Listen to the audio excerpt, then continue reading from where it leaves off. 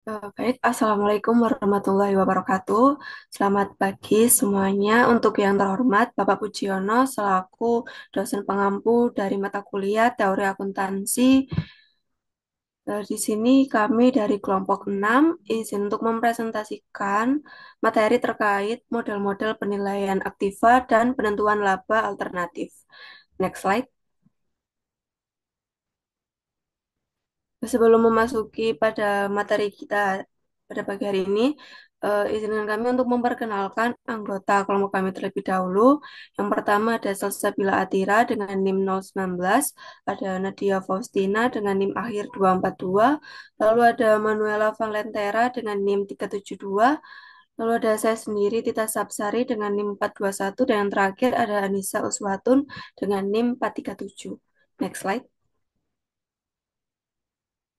Untuk selanjutnya akan dijelaskan oleh rekan saya.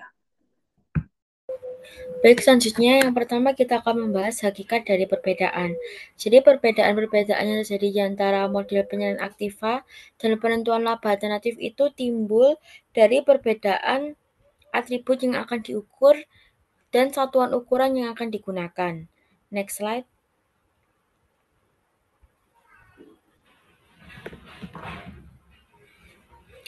Kemudian, atribut-atribut yang akan diukur ini dibagi menjadi 4. Yang pertama ada biaya historis, biaya penggantian, nilai bersih yang dapat direalisasikan, dan nilai kapitalisasi. Biaya historis sendiri ini mengacu pada jumlah kas atau setara kas yang telah dibayarkan untuk memperoleh suatu aktiva atau jumlah dari kewajiban dari setara kas. Kemudian, biaya penggantian ini mengacu pada jumlah kas atau setara kas yang akan dibayarkan untuk memperoleh aktiva yang sama atau setara pada saat ini, atau yang akan diterima untuk mendatangkan kewajiban yang sama untuk saat ini. Kemudian nilai bersih yang dapat direalisasikan ini mengacu pada jumlah kas atau setara kas yang akan diperoleh melalui penjualan aktiva pada saat ini atau yang akan dibayarkan untuk melunasi kewajiban pada saat ini. Kemudian yang terakhir yaitu nilai kapitalisasi atau nilai sekarang. Ini tuh mengacu pada nilai sekarang dari arus kas yang bersih yang akan diharapkan untuk diterima dari pengguna aktiva atau arus kas bersih yang diharapkan itu bisa melunasi kewajiban. Next slide.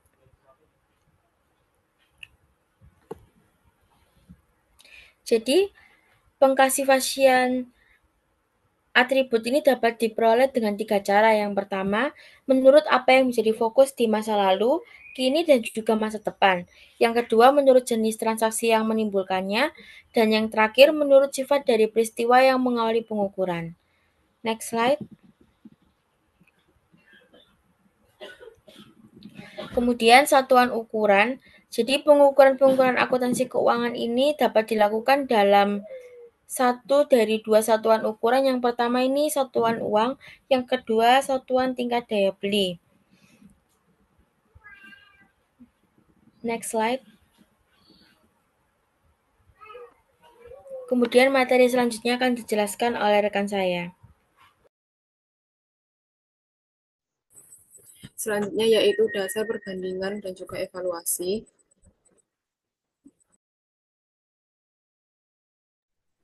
Jadi dalam memilih dan juga membandingkan model-model ini, maka yang bisa menjadi dasar penilaian yaitu ada 4. Yang pertama ada kesalahan waktu.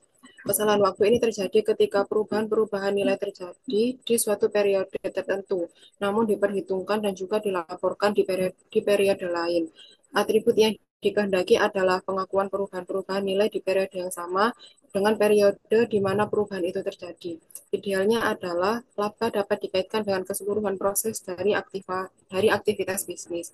Yang kedua yaitu kesalahan satuan pengukuran. Kesalahan satuan pengukuran ini terjadi ketika laporan keuangan tidak dinyatakan dalam satuan tingkat daya beli. Satuan pengukuran yang dikehendaki akan mengakui perubahan-perubahan yang terjadi dalam tingkat harga umum dalam laporan keuangan. Dan yang ketiga ada interpretabilitas. Agar suatu model akuntansi ini dapat diinterpretasikan, maka harus ditempatkan dalam suatu pernyataan jika maka untuk menyampaikan kepada para penggunanya mengenai pemahaman akan artinya sekaligus juga untuk mendemonstrasikan salah satu penggunaannya. Dan yang terakhir ada relevansi. Jika suatu model keputusan itu menetapkan satu atribut sebagai suatu masukan atau sebagai suatu perhitungan, maka atribut tersebut adalah relevan atau memiliki manfaat terhadap model keputusan yang berikutnya. Next slide.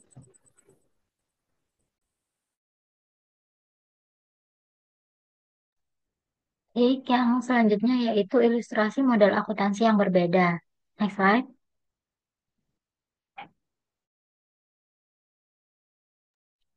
Jadi yang pertama yaitu model-model akuntansi alternatif yang dinyatakan dalam bentuk satuan uang. Nah, ini ada tiga macam. Yang pertama ada model akuntansi biaya historis. Jadi model akuntansi biaya historis ini adalah pendekatan konvensional yang menggunakan harga perolehan awal sebagai dasar pencatatan semua unsur dalam laporan keuangan. Nah, model ini mengasumsikan bahwa satuan moneter bersifat stabil dan menggunakan prinsip pencocokan serta realisasi untuk menentukan laba.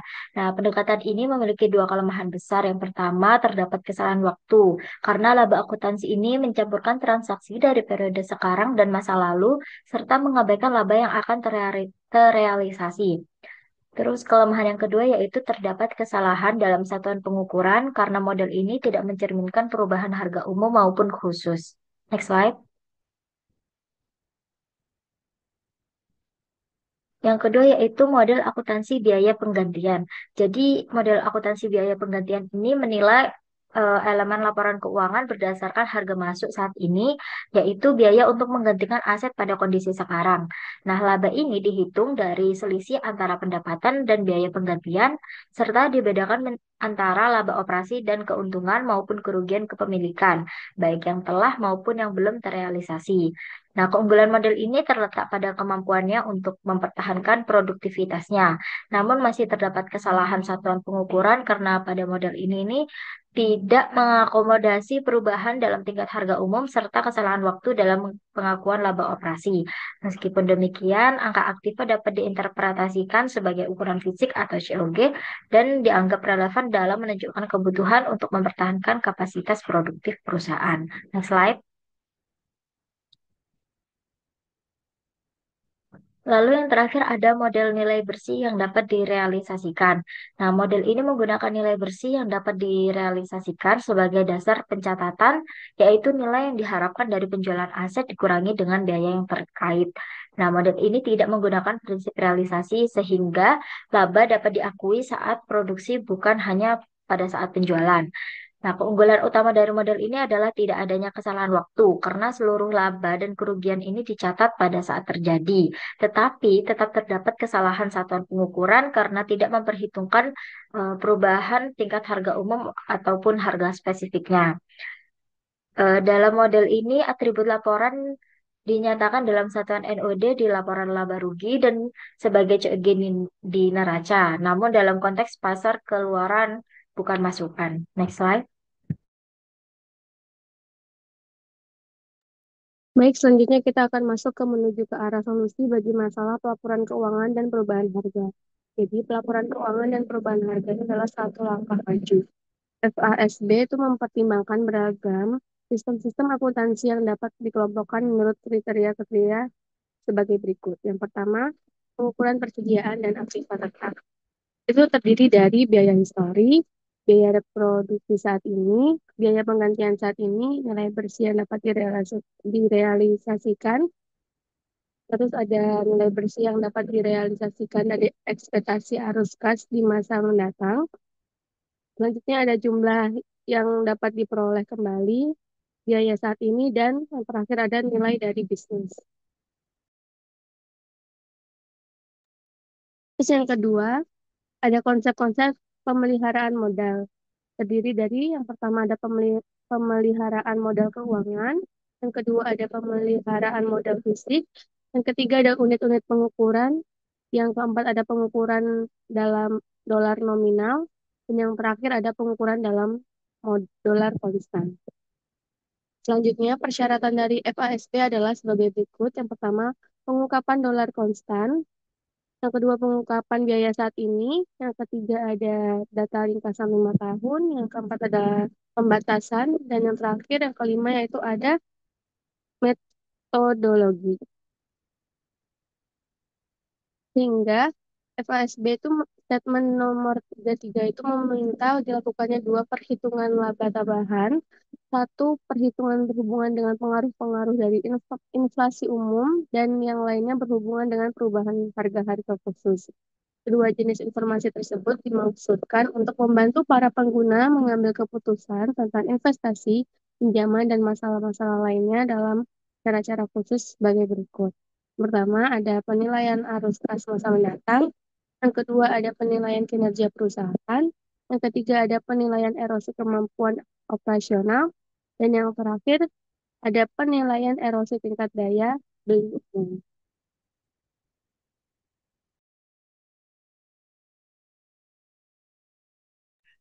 Baik, dari penjelasan itu tadi dapat disimpulkan bahwa di sini itu terdapat berbagai modal penilaian aktiva dan penentuan laba alternatif dalam akuntansi, yang mana diantaranya itu ada biaya historis, nilai bersih yang dapat direalisasikan, biaya penggantian, dan nilai kapitalisasi yang mana masing-masing itu memiliki fokus yang berbeda. Ada yang masa lalu, kini, atau masa depan, serta satuan ukuran berupa satuan uang atau tingkat daya beli. Nah, model-model ini dievaluasi berdasarkan kriteria seperti kesalahan waktu, kesalahan pengukuran, interpretabilitas, dan relevansi, dengan keunggulan dan kelemahannya yang beragam. Misalnya, model biaya historis yang stabil, tetapi ia mengabaikan perubahan harga. Lalu ada model nilai bersih yang dapat direalisasikan yang mencatat laba lebih awal, tetapi ia tidak memperhitungkan inflasi. Nah, FASB itu atau Badan Standar Akuntansi Keuangan menekankan pentingnya pengungkapan tambahan seperti data biaya saat ini dan dolar konstan untuk membantu pengguna laporan keuangan dalam menilai kinerja perusahaan, arus kas masa depan, serta dampak inflasi dan perubahan harga spesifik. Next slide. Baik, sekian penjelasan dari kelompok kami. Terima kasih atas partisipasinya dan waktunya. Mohon maaf apabila ada kesalahan dari kami. Mohon maaf. Kami akhiri. Wassalamualaikum warahmatullahi wabarakatuh.